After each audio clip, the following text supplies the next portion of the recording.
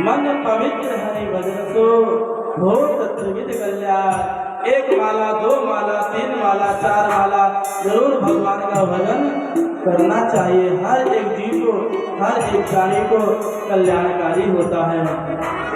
और भीष्म पितामह कहते हैं, बेटा दूसरी बात मैं ये बताना चाहता हूँ कि राजा को कभी पाप कर्म नहीं करना चाहिए, और पाप कर्म होते हुए आंखों के सामने एक राजा को कभी नहीं देखना चाहिए।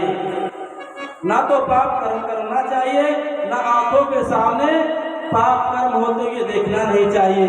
यदि आंखों के सामने पाप कर्म हो रहा है तो डट करके मुकाबला करना चाहिए। ताकत है तो मुकाबला करो, और ताकत नहीं है तो उठ करके चले जाना चाहिए। एक राजा को प्रेम से भक्त वत्सल भगवान की।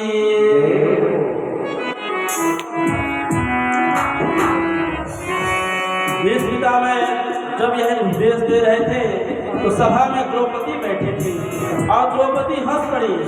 भीष्म पितामह कहते हैं, देवी मैं व्याख्यान कर रहा हूँ, उपदेश कर रहा हूँ, और तुम हंसी क्यों सभा में? तुम्हारे हंसी के कोई ना कोई कारण जरूर छिपा हुआ है, और तुम्हें बताना होगा। द्रौपदी कहती है, बाबा क्षमा करें, हमसे गलती हो गई। भीष्म पितामह कहते हैं, नहीं देवी, तुम्हें तो बताना ही होगा, तुम्हारी हंसी में कोई ना कोई कारण जरूर छिपा है। द्रौपदी कहती है, बाबा आज आप बहुत बड़ा भारी उपदेश दे रहे हैं ज्ञान का।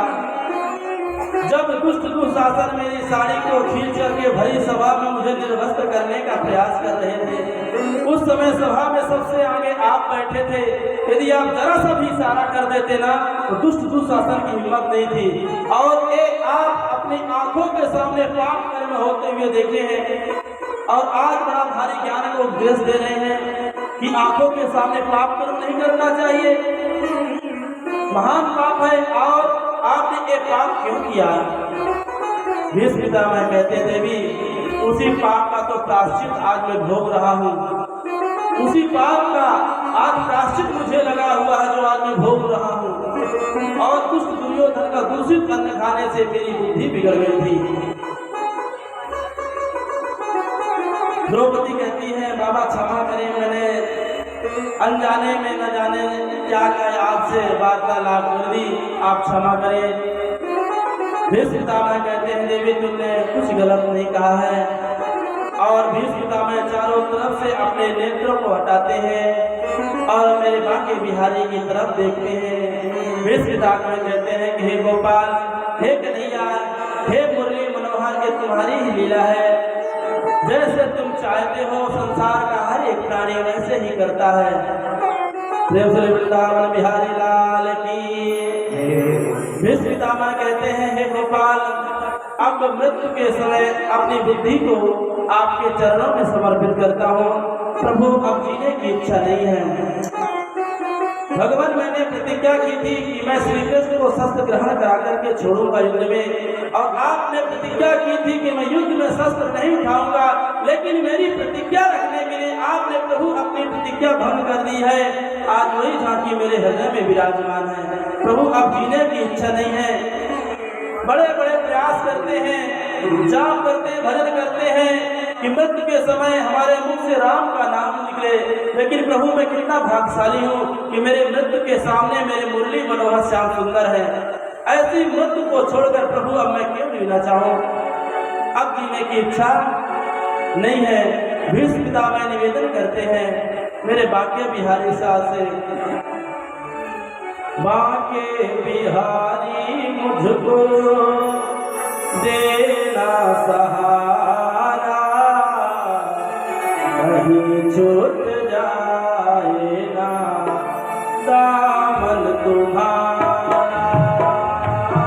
बांके बिहारी मुझको देना सहारा, कहीं छूट जाए ना दामन तुम्हारा।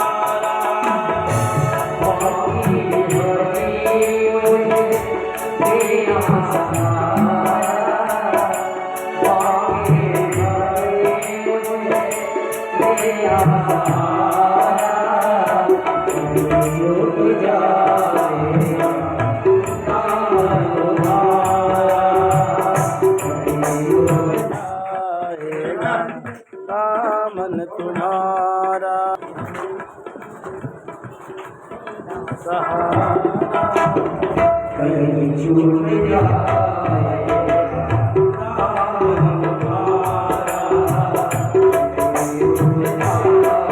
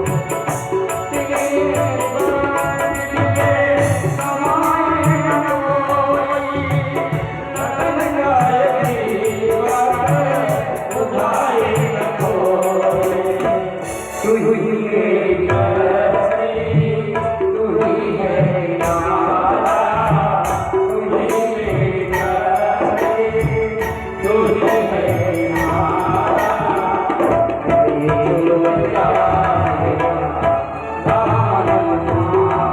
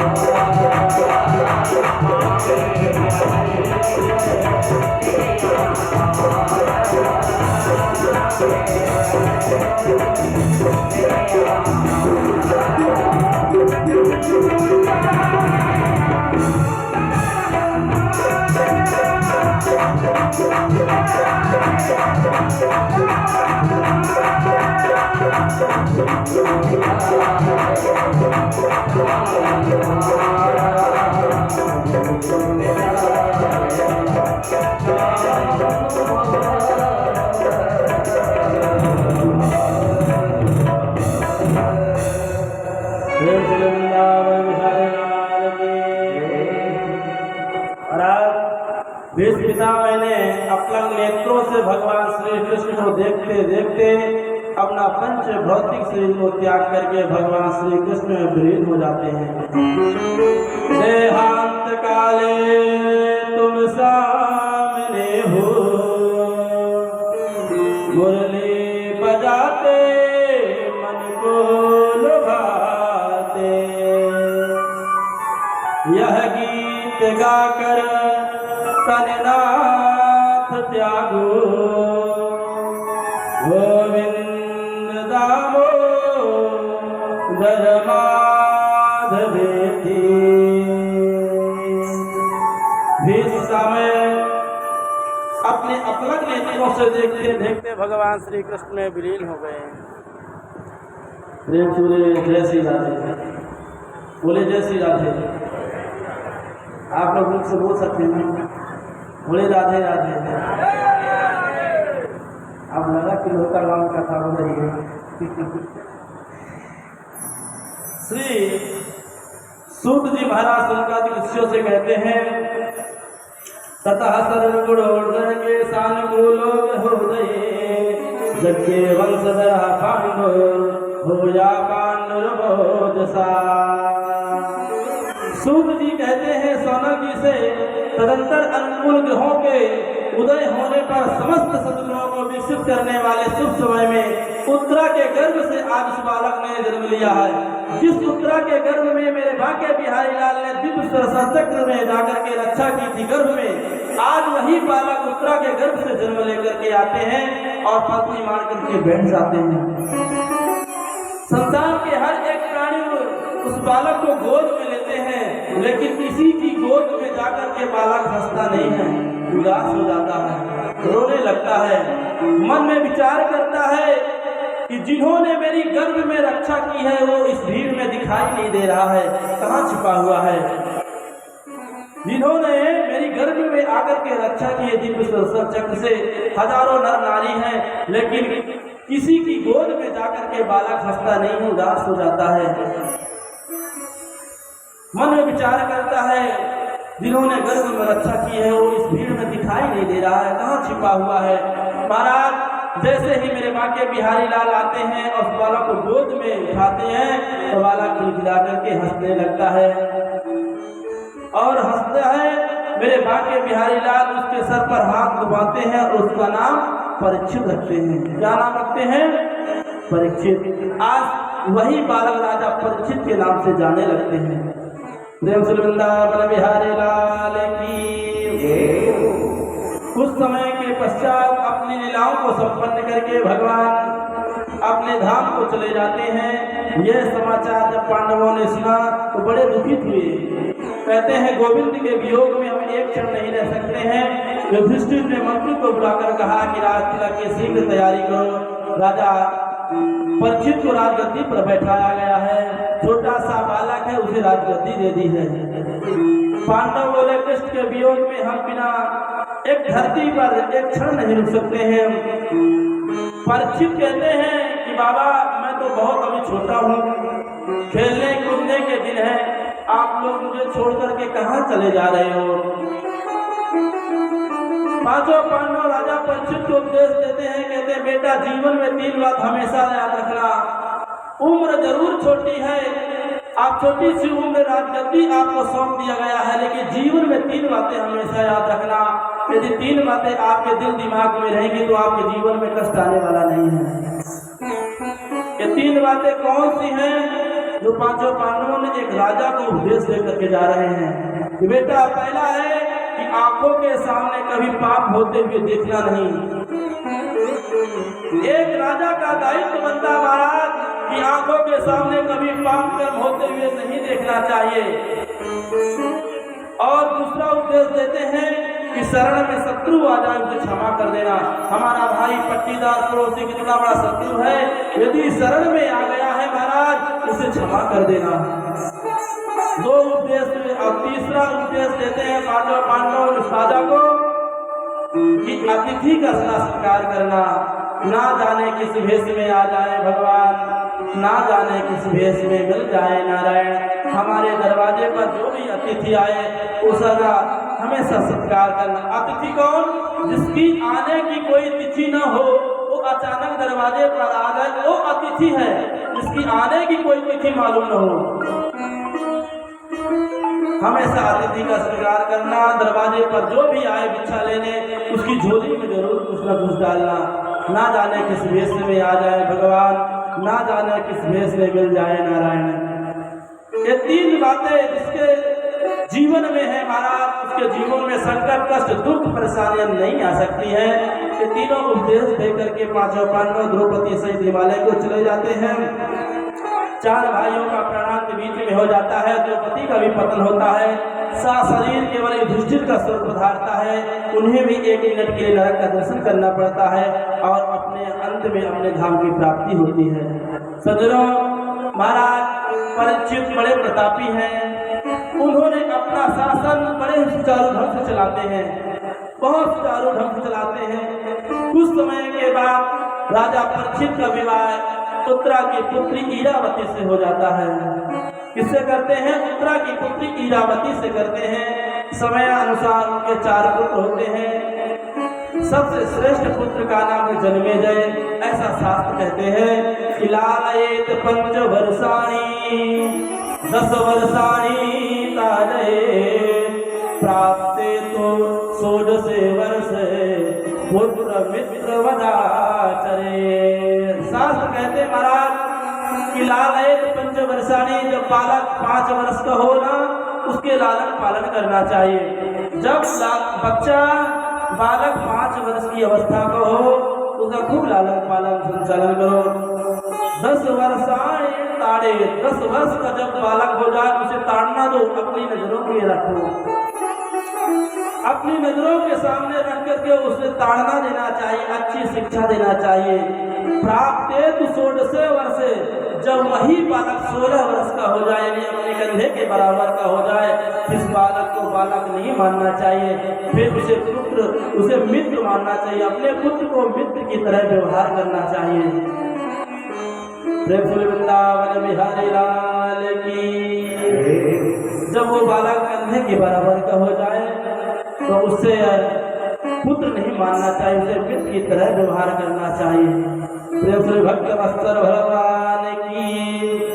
श्री सूत जी महाराज कहते हैं, परीक्षित ने देखा कि मेरा शासन बड़े सुचारू ढंग से चल रहा है। महाराज राजा परीक्षित का ऐसा शासन था ना कि अपने दरवाजे पर कोई ताला नहीं लगाता था। क्यों? राजा परीक्षित के शासन में चोर डाकू लुटेर होते नहीं थे, जो आज आए दिन चोर डाकू लुटेर आंखों की पलक गिरते ही सामान गायब हो जाता है ना। राजा परीक्षित का ऐसा शासन नहीं था। राजा परीक्षित का इतना सुंदर शासन था महाराज कि अपने घर में कोई भी जीवात्मा अपने दरवाजे पर ताला चाबी नहीं लगाता था। राजा परीक्षित ने देखा कि मेरा शासन बड़े ही सुचारू ढंग से चल रहा है, कोई भी अपने दरवाजे पर ताला चाबी नहीं लगाता है। और राजा परीक्षित ने देखा कि मेरा श्रेष्ठ पुत्र जन्मे गए राज का कार्यभार संभालने लगा। महाराज कथा सिखाती, जब बालक बड़ा हो जाए ना, राज का कार्यभार देखने लगे तो धीरे धीरे अपनी जिम्मेदारी उस बालक को सौंप देना चाहिए। धीरे धीरे अपनी जो जिम्मेदारियां हैं उसको सौंप देना चाहिए और भगवान का भजन करना चाहिए। कथा सिखाती है, राजा परीक्षित ने सोचा कि आधी उम्र निकल गई है, अब कुछ मैं भजन कर लूं। तो एक दिन राजा परीक्षित अपने बाबा पांडवों के खजाने में प्रवेश करते हैं और देखा बहुत सुंदर एक सोने का मुकुट एक विराजमान है। खजाने में जैसे ही देखते चमकता हुआ मुकुट को राजा परीक्षित गदगद हो जाते हैं। हमारे बाबा लोगों के समय का ये मुकुट है और आज हम इस मुकुट को पहन करके जंगल में सुंदर शिकार खेलने जाएंगे। पहले के राजा बहुत शिकारी हुआ करते थे महाराज, बहुत शिकार खेला करते थे। आज राजा परीक्षित अपने बाबा के समय का मुकुट जो था राज खजाने में अपने सर पर तो मुकुट धारण करके जंगल में जाते हैं शिकार खेलने के लिए। और जैसे ही जंगल में राजा परीक्षित पहुंचते हैं तो वहां एक बड़ा सुंदर सा दृश्य देखते हैं। कौन सा सुंदर सा दृश्य है कि एक पैर से एक बैल खड़ा है और बैल के सामने गाय खड़ी है। गाय माता रुदन कर रही है और बैल उसे समझा रहा है। जंगल में जाकर क्या देखते हैं कि एक पैर से एक बैल खड़ा है और बैल के सामने गाय खड़ी है। गाय माता रुदन करती है और बैल उसे समझा रहा है। मैं आपको स्पष्ट कर दूं कि ये बैल कोई और नहीं है, ये धर्म के ही बैल है। बैल और कोई जीव नहीं है, ये धर्म ही बैल है। सतयुग में धर्म के 4 पैर थे, सत्य, दया, दान और पवित्रता। ये 4 पैर बताए गए थे, सत्य, दया, दान और पवित्रता। सतयुग के जाते जाते एक पैर चला गया। सतयुग के बाद त्रेता आया, दूसरा पैर चला गया। त्रेता के बाद द्वापर आया, तीसरा पैर चला गया। और इस बात में कलयुग की कुदृष्टि पड़ते ही धर्म का एक पैर बचा हुआ, हमारा धर्म का एक पैर बचा हुआ है। और गाय का रूप धारण की हुई पृथ्वी माँ है। पृथ्वी रूप गाय को धर्म रूप में समझा रहा है। दोनों की बातें राजा परीक्षित सुन रहे हैं। पास जाकर के पूछते हैं कि आपके 3 पैर किसने काटे हैं? मेरे राज्य में ऐसा अनाधिकार कार्य कोई नहीं कर सकता है। तुम बताओ, मैं उस जीव को दंडित करूंगा, दंड दूंगा। तुम बताओ, मेरे राज्य में ऐसा इतना बड़ा अपराध कैसे हो रहा है? तुम हो कौन? इतना समझा करके जैसे ही राजा परीक्षित आगे बढ़ते हैं तो क्या देखते हैं?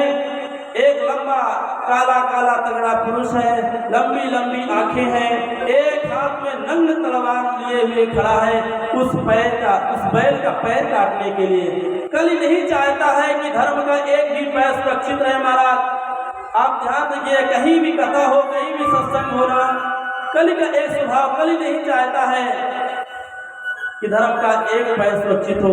कहीं भी जाना कथा सुनने के लिए, यदि मन में विचार आए, घर की खेती धंधा ऑफिस याद आए, तो समझ जाना कि कली स्वभाव बता रहा है अपना, कली आपके सर पर डेरा डाल रहा है। कली नहीं चाहता है कि धर्म का एक भी पैर सुरक्षित हो। प्रेम से वृंदावन बिहारी लाल की। जहाँ भी आप धर्म का कार्य करने जाएं, कथा करने जाएं, कथा श्रवण करने जाएंगे महाराज, नाना प्रकार के आपको परेशानियां आएंगी, काम आ जाएगा, नहीं अभी ये काम बांट ले, ये काम बांट ले। आप जब भी आप कहेंगे मन विचार का एक रुद्राभिषेक करवा ले अपने जीवन के लिए, वो दिन टल जाएगा, वो धन चला जाएगा, लेकिन वो अभिषेक नहीं करा सकते महाराज, क्यों? कली का स्वभाव है। कहीं भी आप 10 रुपये दान देंगे ना, आपके मन में विचार आएगा कि इतना दान दूं कि ना दूं।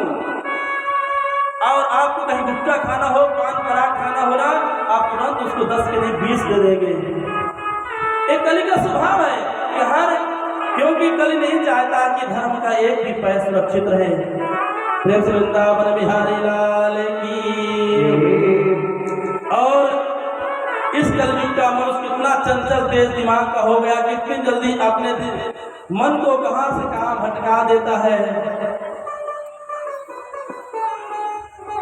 ऐसा है इस कली का स्वभाव, इतना चंचल तेज दिमाग।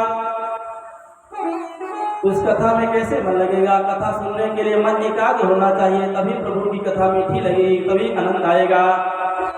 महाराज परीक्षित ने उस पुरुष से पूछा, तुम कौन हो? तुम्हें दया नहीं आती, क्यों मार रहे हो? इतना कहकर के जैसे ही राजा परीक्षित से मारने के लिए आगे बढ़ते हैं कि तुम्हें दया नहीं आ रही, तुम कौन हो, क्यों मार रहे हो? और जैसे ही राजा परीक्षित कली को मारने के लिए आगे चलते हैं, तो कली ने सोचा कि अब राजा परीक्षित मुझे मार डालेंगे, छोड़ने वाले नहीं हैं।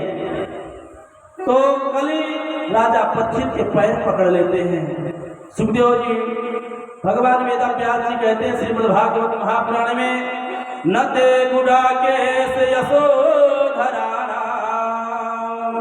बंधन जलैर्भै भयमस्त किंचे नावर्तितव्यं भवता कथंचन क्षेत्रे मदीये त्वं धर्म बंधु। और जैसे ही कल में राजा परीक्षित का दाहिना पैर पकड़ते हैं, राजा परीक्षित कहते हैं,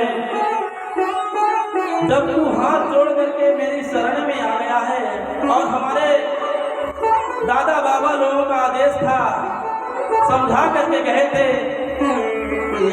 कि शरण में शत्रु आ जाए उसे क्षमा कर देना, शरण में यदि शत्रु आ जा रहा है उसे क्षमा कर देना, परंतु तू है अधर्म का सहायक, इसलिए तुझे मेरे राज्य में रहने का अधिकार नहीं है। तेरे रहते हमारे राज्य के हर एक प्राणी, चोर डाकू लुटेरे, कलह कपट दलिद्रता आदि पापों को बढ़ावा मिल रहा तेरे रहते कलिका। कलयुग में बेटा माँ बाप तक को नहीं मानता महाराज। सतयुग त्रेता द्वापर में लाखों में एकादुराचार अत्याचारी पापी हुआ करते थे, लेकिन आज इस कलयुग में गिनती करना मुश्किल है। सतयुग त्रेता द्वापर में लाखों में एकाध दुराचारी अत्याचारी पापी हुआ करते थे, लेकिन आज इस कली में हर घर में बेटा माँ बाप तक को नहीं पहचानता है। कलयुग आज उल्टी गंगा बहा रहा है, कलयुग आज उल्टी गंगा बहा रहा है, कलयुग आज उल्टी गंगा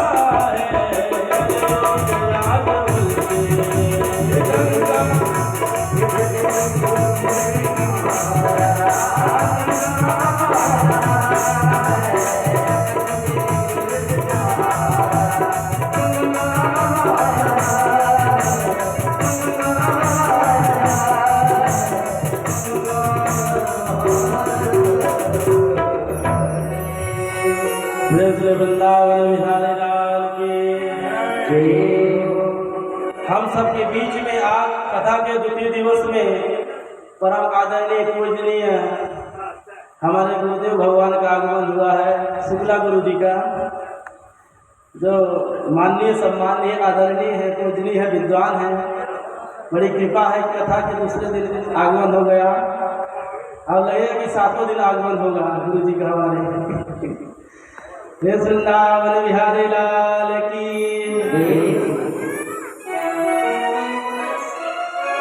कलयुग आज उल्टी गंगा बह रहा है, माता पिता सबला को ठोकर लगा रहा है।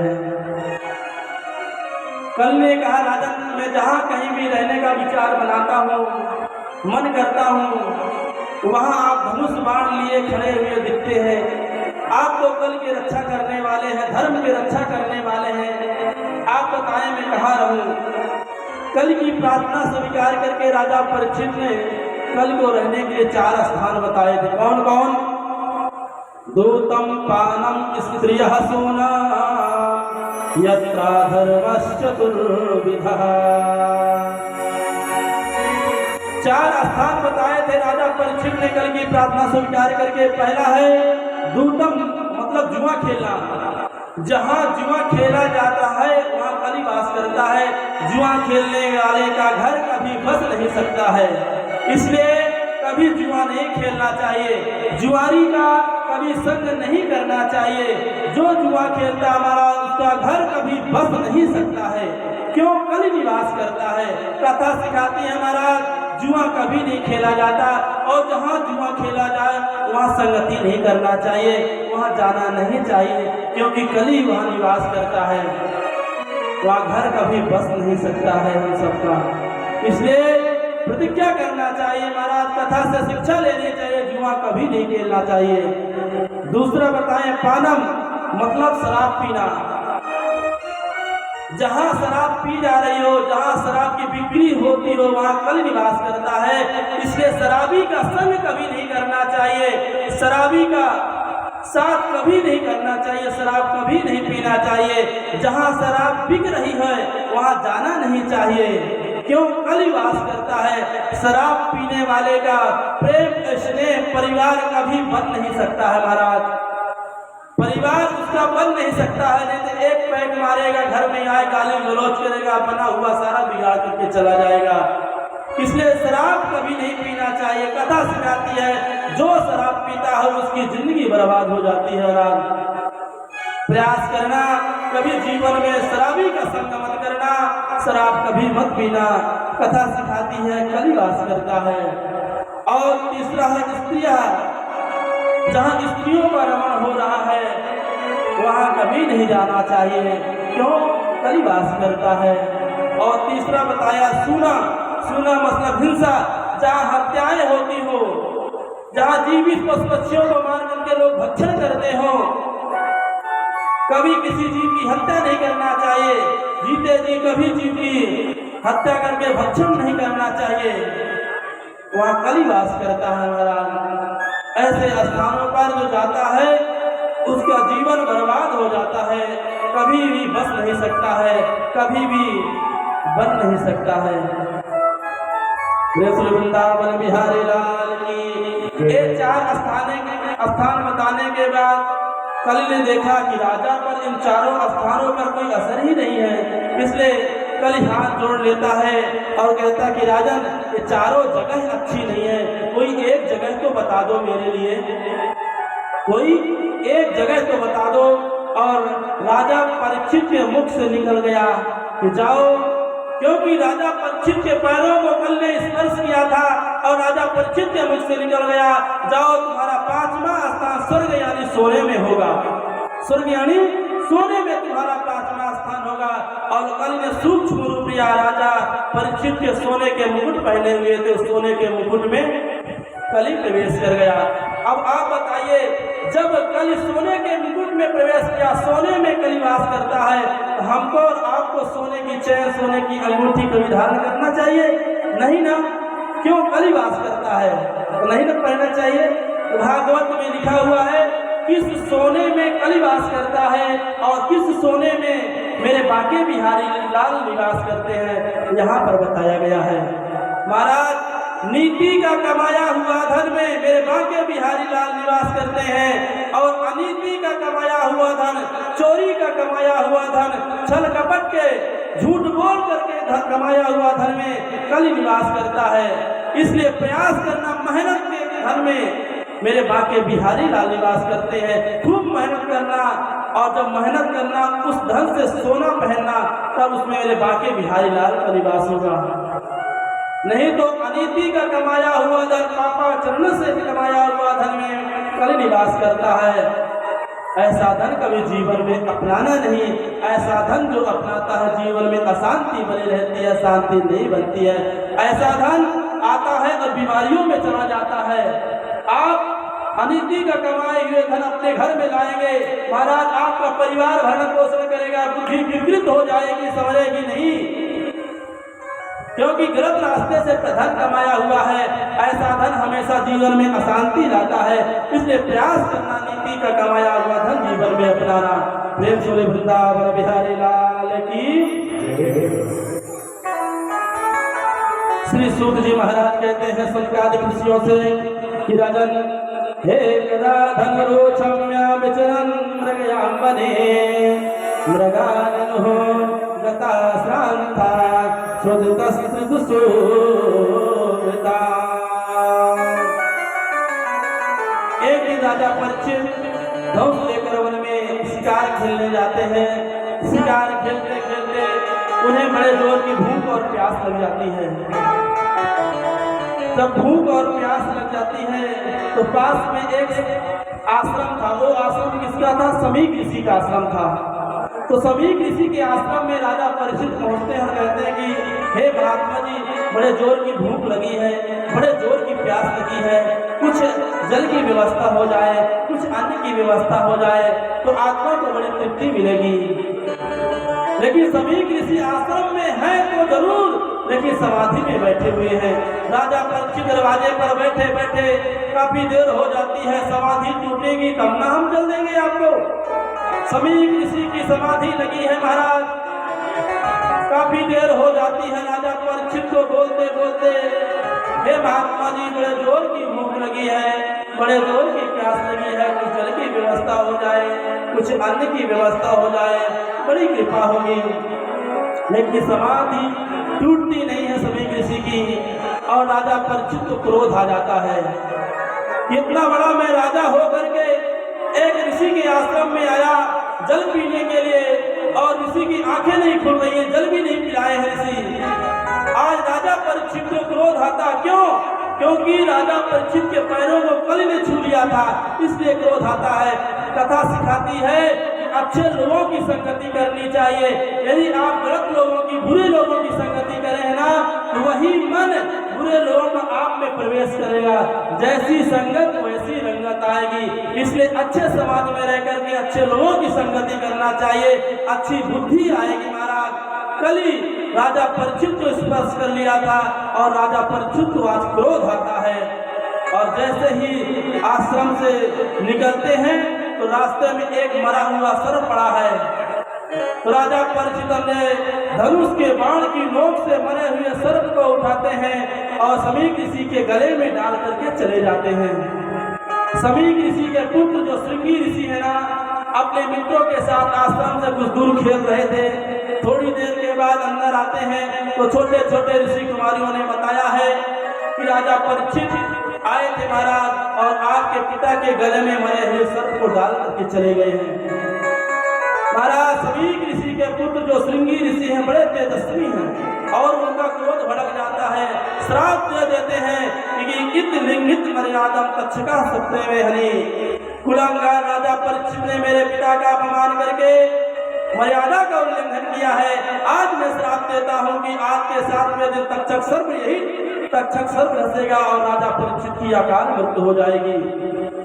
समीक ऋषि के पुत्र श्रृंगी ने आज श्राप दे दिया है दाहिने हाथ में जल लेकर के कि कुलांगार राजा परीक्षित ने मेरे पिता का अपमान करके मर्यादा का उल्लंघन किया है। आज मैं श्राप देता हूँ कि आज के 7वें दिन तक्षक सर्प रस लेगा और राजा परीक्षित की मृत्यु हो जाएगी। समीक ऋषि को जब पता चलता कि मेरे पुत्र सुने श्रृंगी ऋषि ने उस इतने बड़े राजा को श्राप दिया, तो छोटे छोटे ऋषि कुमारियों को सभी ऋषि अपने पास बुलाते हैं और समझाते हैं कि जाओ राजा को सूचना करवा दो, राजा परीक्षित को सूचित कर दो कि मेरे पुत्र ने आज श्राप दिया है कि आज के साथ में तक्षक सर्प डस लेगा और तुम्हारी आकार हो जाएगी। महाराज जब राजा परीक्षित को पता चलता है ना कि मुझे श्राप मिला है, तो राजा परीक्षित घबराते नहीं है, कहते हैं आज मुझे श्राप नहीं मिला, आज मुझे वरदान मिल गया। आज मुझे श्राप नहीं, मुझे वरदान मिल गया। राजा परीक्षित ने अपने श्रेष्ठ जन्मेजय को राजगद्दी पर बैठाते हैं और गंगा के तट पर पहुंच जाते हैं, आसन लगाकर विराजमान होते हैं। श्री सूत जी महाराज कहते हैं अत्र वसिष्ठश्च वनः सरत्वा नरश्चरे में भृगुरंगिरश्चा पराशरो गातिसुतो धरामा तो तप्त इंद्र प्रमदेह माधवो। बड़े बड़े संत महात्मा ऋषि मुनियों को पता चला कि राजा परीक्षित को श्राप लगा है, गंगा के तट पर पहुंचते हैं। समय ऋषि के पुत्र सिंगी ने श्राप दिया है।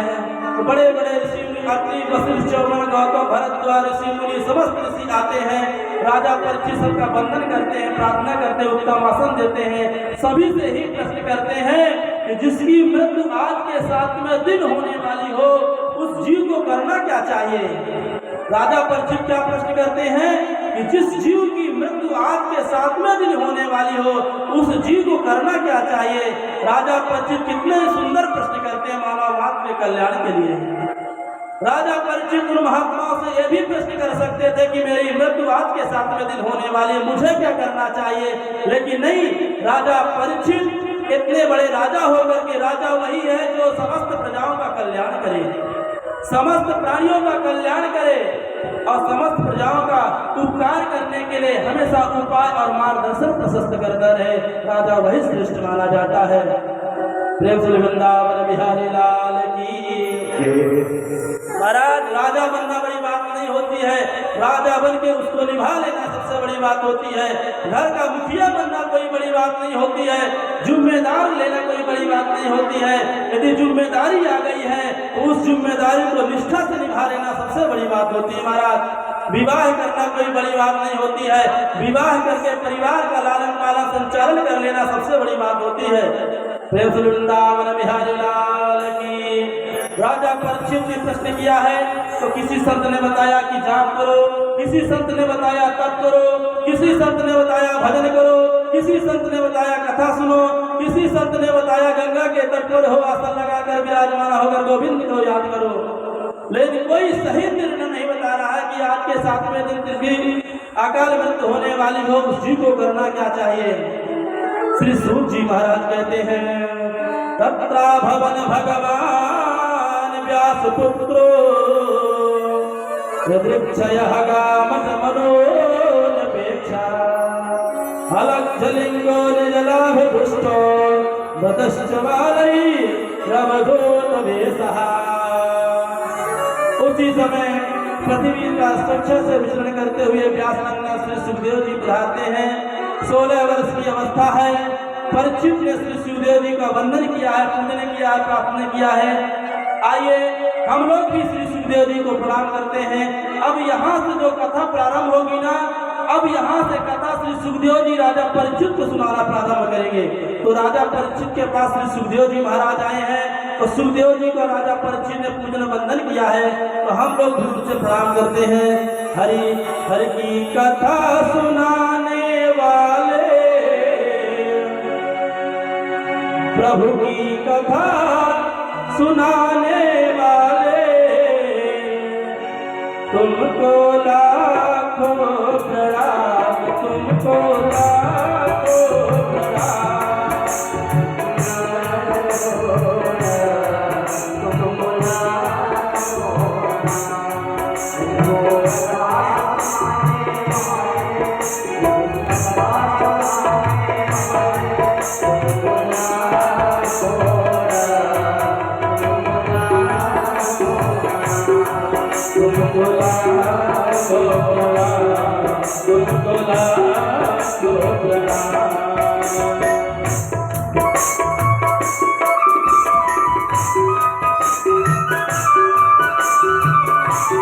सभी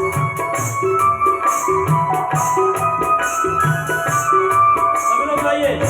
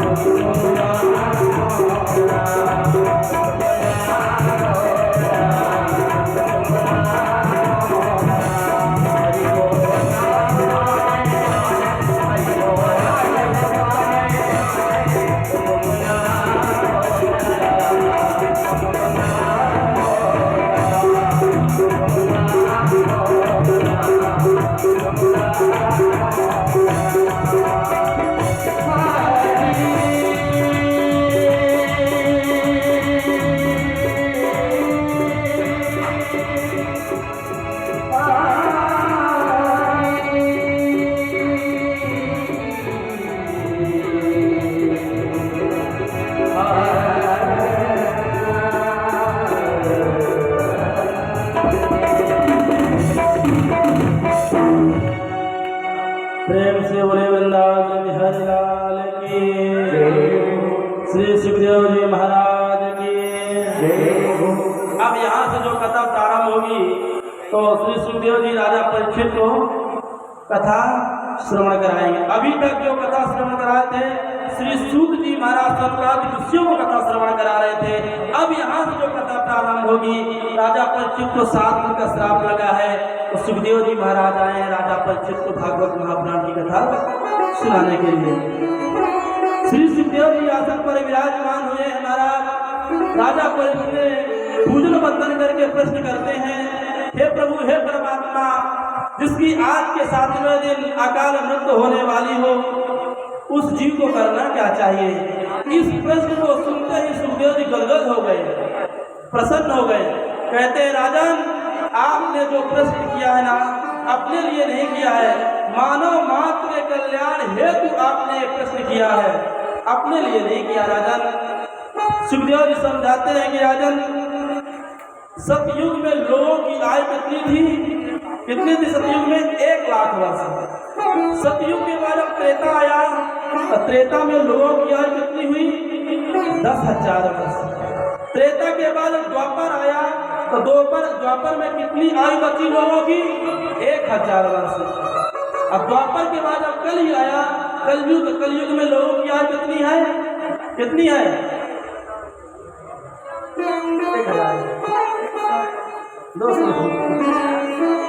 100 वर्ष बची। कलयुग में कितनी है लोगों की आयु? 100 वर्ष।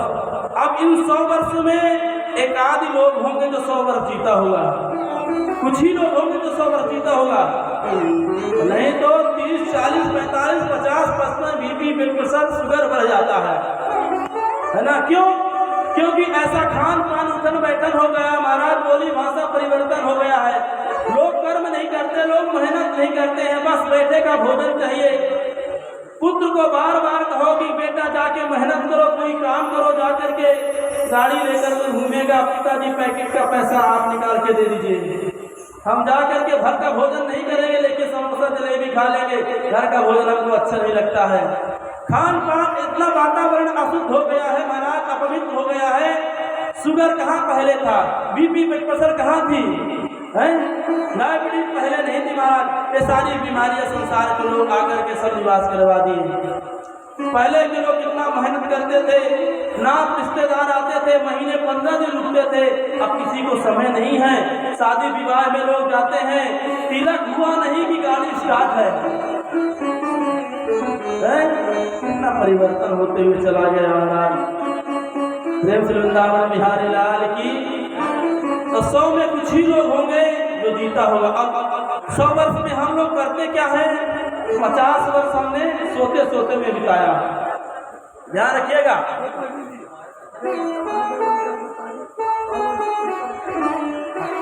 बहुत बहुत बधाई हो, इसकी 200 वर्ष जी लिया आप, 100 वर्ष है आप। भक्त वत्सल भगवान की। तो 100 वर्ष में हम लोग करते क्या है? ध्यान से सुनिएगा। 50 वर्ष हमने सोते सोते में बिता दिया ना। 100 वर्ष में 50 वर्ष सोते सोते में बचे 50 वर्ष। 50 वर्ष में क्या बताया? 25 वर्ष तक हमने पढ़ाई लिखाई किया, शिक्षा दीक्षा किया। 25 वर्ष तक। 25 वर्ष के बाद माता पिता ने शादी कर दी तो गृहस्थ में प्रवेश कर गए। 25 वर्ष है ना। तो अपने कल्याण के लिए हमने क्या किया? कुछ नहीं किया ना। 50 वर्ष हमने सोते बिताया, 25 वर्ष हमने पढ़ाई में बिता दिया, शिक्षा दीक्षा में बिता दिया, और 25 वर्ष के बाद माता पिता ने विवाह शादी कर दिया तो गृहस्थ में चले गए। तो 25 वर्ष हमने लालन पालन संचालन में अपने घर का भरण पोषण में जीवन व्यतीत कर दिए। इस अपने कल्याण के लिए असावधान रहने वाले पुरुष की लंबी आयु व्यर्थ में निकल जाती है। असावधान रहने वाले पुरुष की लंबी आयु व्यर्थ में निकल जाती है। सुखदेव जी राजा परीक्षित से कहते हैं कि राजन, सावधानी से बिताई हुई 2 घड़ी श्रेष्ठ है। क्यों? खट्वांगो नाम राजर्ष ज्ञात्वाय विहस्वः मुहूर्त सर्वमुत्सृज्य कृतवान भयं हरि। सुखदेव जी कहते राजा परीक्षित से, राजन 7 दिन बहुत दिन है, 7 दिन तुम्हारे जीवन के लिए, अवधि के लिए, जीने के लिए, कल्याण के लिए बहुत है। 1 सेकंड का आपका जीवन परिवर्तन हो जाएगा। राजर्षि खटवांग अपनी मृत्यु का समाचार सुन करके 2 घड़ी में सब कुछ त्याग करके भगवान के अभय पद को प्राप्त हो गए थे। राजर्षि जो खटवांग थे 2 घड़ी में अपनी मृत्यु का समाचार सुन करके भगवान के अभय पद को प्राप्त हो गए थे। सुखदेव जी कहते राजा परीक्षित राजन, 1 घड़ी तुम्हारे जीवन के लिए बहुत शेष है, 7 दिन तो बहुत है, क्यों घबराते हो, क्यों चिंतन करते हो? सुखदेव जी कहते राजा परीक्षित राजन, जो अभय पद को प्राप्त करना चाहता है उसे सर्वात्मा सर्वशक्तिमान भगवान श्री कृष्ण की लीलाओं का श्रवण करना चाहिए। मृत्यु का समय आने पर मनुष्य को घबराना नहीं चाहिए, संबंध रखने वाले मोह ममता को छोड़ देना चाहिए। जब मृत्यु का समय आता है ना, तो संसार की माया और मोह को छोड़ देना चाहिए, बंधनों को छोड़ देना चाहिए। क्यों? काम क्रोध मद लोभ सब नाथ नरक के पंथ, सब तज भज रघुबीर ही, भजहि जाय सब संत। मोह मूल बहुसूल प्रद, त्यागहु तुम अभिमान। भजहु राम रघुनायक, कृपा सिंधु भगवान।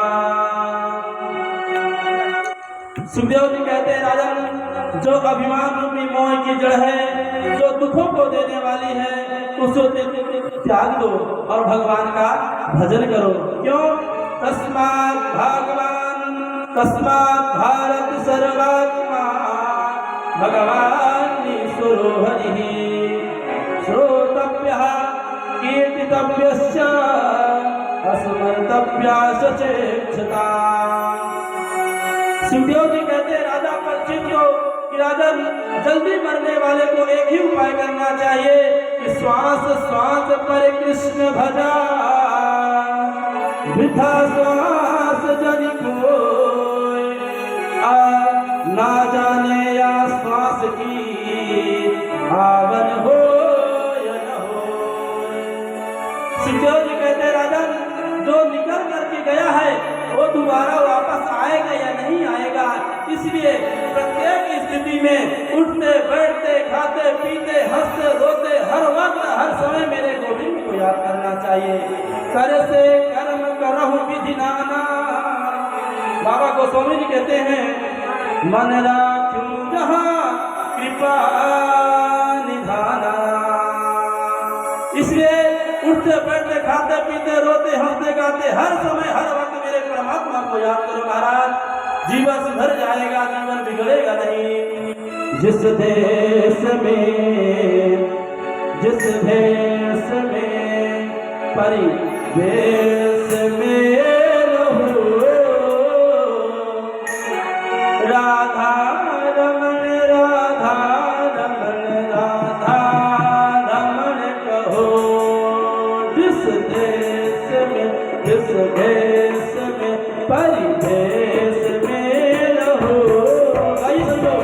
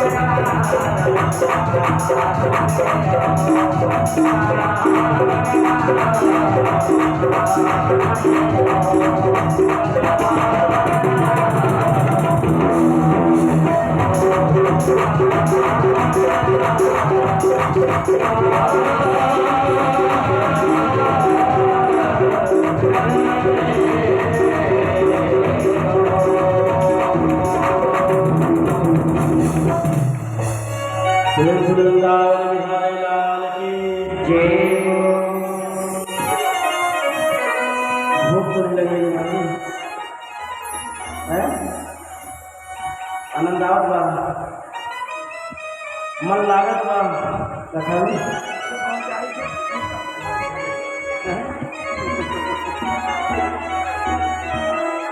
प्रेम से भक्त वत्सल भगवान की। बाबा गोस्वामी तुलसीदास जी कहते हैं, कैसे कर्म कर्म हृदाना, मन राखियो जहाँ कृपा निधाना। इसलिए मन को गोविंद के चरणों से बांध लो, ये मन ही मुक्ति का कारण होता है। राजा परीक्षित कहते हैं सुखदेव जी से कि ये प्रभु मन को गोविंद के चरणों में लगाऊं कैसे, ये मन बड़ा चंचल होता है।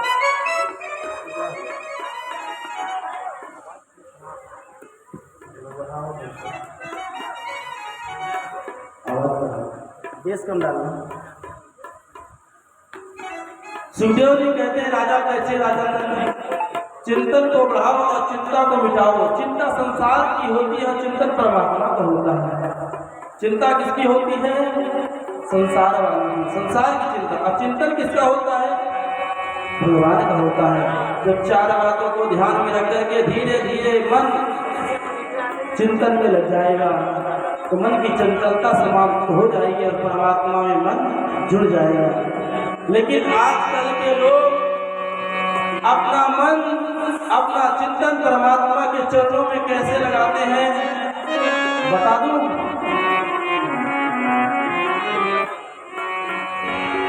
भगवान के मंदिर में जाएंगे ना तो सुंदर सा कपड़ा होगा, इत्र वगैरह सब लगाए रहेंगे और महंगा से महंगा जूता पहनेंगे, महंगी से महंगी चप्पल पहनेंगे।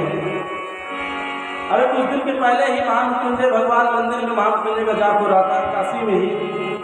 हमारे गुरु महेंद्र गुरु जी थे हमारे साथ में ही। वो कहते हैं कैलाश देखना, ये लोग आए भक्त लोग भगवान का दर्शन करने के लिए, और कैसे दर्शन करते हैं।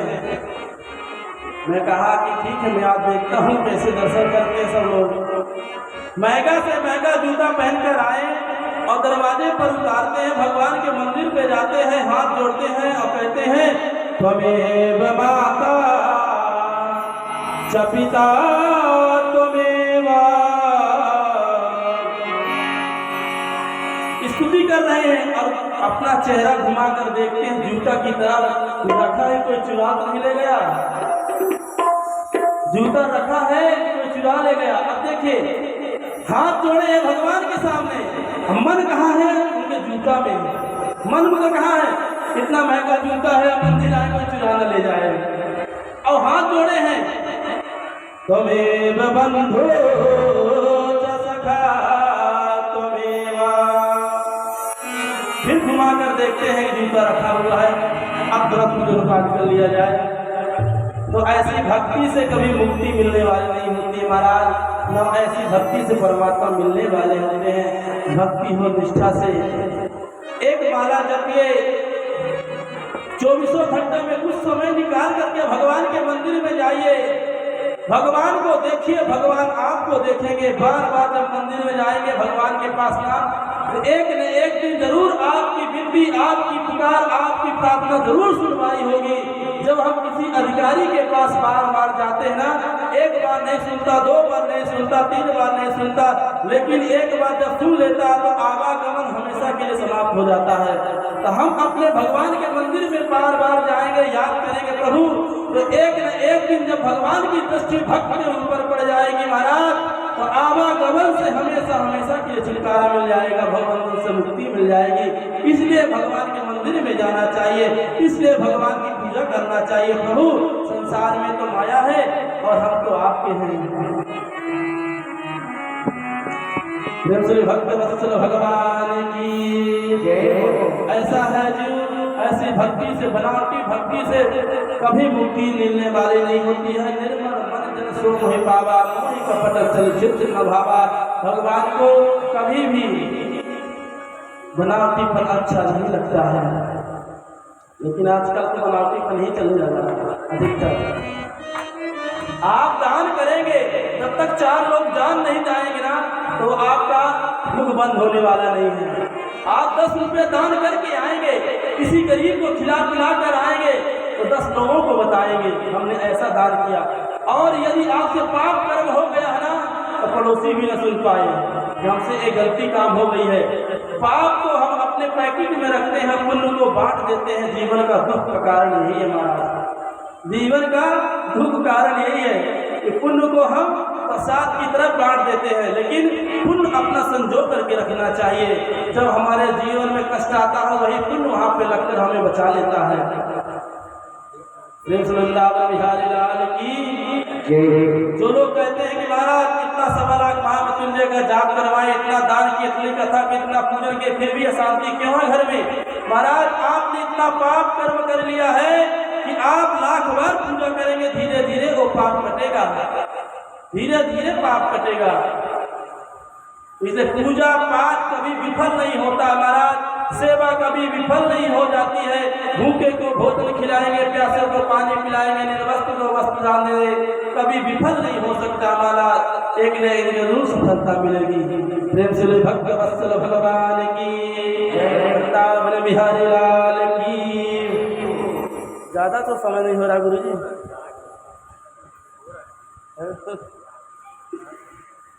इसके बाद महाराज मेरे बाके बिहारी लाल ने दुर्योधन के मेवा मिष्ठानों को त्याग करके विदुर जी के घर गए हैं और केले के छिलकों का भोग लगाया है। महाराज, भगवान भाव के भूखे हैं। भाव से आप थोड़ी सी सामग्री, पत्रम पुष्पम फलम तोयं में भक्ति प्रक्षति, यदि आपके अंदर भाव है ना, एक मिश्री का दाना भगवान को अर्पण कर रहे हो, उस मिश्री के दाने को भगवान रसगुल्ला समझकर प्राप्त करेंगे। यदि अंदर भाव नहीं है, खूब दान पुण्य सेवा कर रहे हो, अगरबत्ती घंटी बजा रहे हो, तो आपकी पूजा विफल है, आपकी पूजा सफलता नहीं होगी। यदि क्योंकि भगवान भाव के भूखे हैं, ना तो आपके केले के भूखे हैं, ना तो सेव के भूखे हैं, ना तो रुपए पैसा के भूखे हैं, ना धन दौलत के भूखे हैं, भगवान भाव के भूखे हैं। महाराज, विदुर जी ने केले के छिलकों का भोग लगाया था, केले के फल दूर पड़े थे, छिलकों का 30-40 छिलके मेरे परमात्मा ने ग्रहण कर लिया था। और दुर्योधन ने 56 प्रकार के व्यंजनों को बनाकर अपने घर में रखा था और कहा कन्हैया भोग लगाओ। माता कन्हैया ने कहा था, अरे दुर्योधन, भोजन केवल 2 परिस्थितियों में किया जाता है, भोजन करने वाले के पेट में भूख हो या भोजन कराने वाले के मन में श्रद्धा हो। न तो तुम्हारे अंदर कोई श्रद्धा प्रेम भाव है, न तो मेरे पेट में भूख है। और 56 प्रकार के व्यंजनों को छोड़कर मेरे बाके बिहारी लाल ने विदुर जी के घर जाते हैं और छिलके के भोग लगाते हैं। भगवान सबरी के यहाँ जाते हैं और सबरी का भाव देखिए, प्रेम देखिए महाराज, बैरकों को भोग लगाकर ग्रहण किए थे महाराज। यदि आप निष्ठा से परमात्मा को याद घर में बैठे बैठे करेंगे, भगवान खींचे हुए दौड़े हुए चले आएंगे। जब तुम्हें हम याद करते हैं, भगवान को जब भी याद करोगे, भगवान अवश्य पधारेंगे आपके घर में। और भगवान भाव के भूखे होते हैं। प्रेम से वृंदावन बिहारी लाल की। विदुर जी कहते हैं दुर्योधन से, विदुर जी कहते हैं उद्धव जी से, उद्धव और विदुर जी सम्मिलन होता है। उद्धव जी कहते हैं विदुर तुम धन्य हो, तुम भाग्यवान हो कि तुम्हारे घर में मेरे ठाकुर जी आकर के केले के छिलकों का भोग लगाया है। तो विदुर जी कहते हैं उद्धव मैं इतना जानना चाहता हूँ कि सारी सृष्टि को परमात्मा बनाता है तो किसी को सुखी तो किसी को दुखी क्यों बनाता है? किसी को सुखी तो किसी को दुखी क्यों बनाता है? किसी को इतना सुखी दे देता परमात्मा की रहने, उसको धन रखने के लिए व्यवस्था नहीं है, और किसी को इतना दुखी दे देता भगवान सुबह खाए तो शाम के लिए अन्न और जल की व्यवस्था नहीं रहती महाराज। किसी का शरीर स्वस्थ बना जाता है, किसी का निरोग बना देता है, किसी को रोगी बना देता है। सब सारी सृष्टि को भगवान बनाने वाले हैं, तो एक समान क्यों नहीं बनाया है? और जब भक्त के ऊपर कष्ट आता है तो भगवान कई अवतार लेकर के आते हैं। सुखदेव जी कहते हैं इत्या विधाय दो नासा विवरात सहसा नजा वाराह तो गो निर्गात अगुष्टो परिमाण कहा। ब्रह्मा जी एक बार विचार कर रहे थे, उनकी छींक से एक नासा छिद्र से अंगूठे के बराबर का एक बार शिष्य निकला और वह क्षण भर में बड़ा हो गया। ब्रह्मा मरीचि आदि को देखते देखते जल में प्रवेश कर गया था। प्रेम से भक्त वत्सल भगवान की, वृंदावन बिहारी लाल की। इसके बाद भगवान कपिल भगवान का जन्म होता हमारा, और कपिल भगवान आसन पर विराजमान होकर के माता देवहूति को बहुत सुंदर उपदेश देते हैं। माता देवहूति ने कपिल भगवान से प्रश्न करती है कि प्रभु ये जो 10 इंद्रियाएं हैं अपनी अपनी ओर खींचती हैं, मैं प्रभु का भजन कैसे करूं, अपने मन को प्रभु के चरणों पे कैसे लगाऊं, मन की चंचलता कैसे समाप्त हो। तो विदुर जी ने, कपिल भगवान ने माता देवहूति को समझाते, माता अष्टायाम योग नियम प्राणायाम प्रत्याहार धारणा समाधि के माध्यम से मन को एकाग्र करने की सहन शक्ति प्रदान करवाती है। कपिल भगवान उपदेश देते हैं माता देवहूति को। प्रेम से वृंदावन बिहारी लाल की। कल कथा का तृतीय दिवस होगा, महाराज विदुर जी का उपाख्यान होगा, और कल ध्रुव जी का जन्म होगा और प्रहलाद जी का जन्म होगा। बहुत सुंदर कथा है, इसे कल आप लोग समय से पधारें। 4 बजे से कथा प्रारंभ हो जाएगी, क्योंकि जीवन में जब सुख आता तो समय का पता नहीं चलता है। इसलिए आप लोगों के दरवाजे पर लोता गांव जैसे पावन गांव में भगवान की भागवत महापुराणी कथा चल रही है, इसलिए गृहकार्य से निवृत्त होकर के जरूर भगवान की कथा श्रवण करना चाहिए। आइए हम सब आरती करेंगे, फिर भगवान का प्रसाद ग्रहण करेंगे और अपने घर को प्रस्थान करेंगे। समय से कल पधारेंगे। कल कथा का तृतीय दिवस होगा, कल बड़ी मधुर कथा है, इसलिए कल आप समय से आप पधारेंगे। प्रेम से वृंदावन बिहारी लाल की। भागवत महापुराण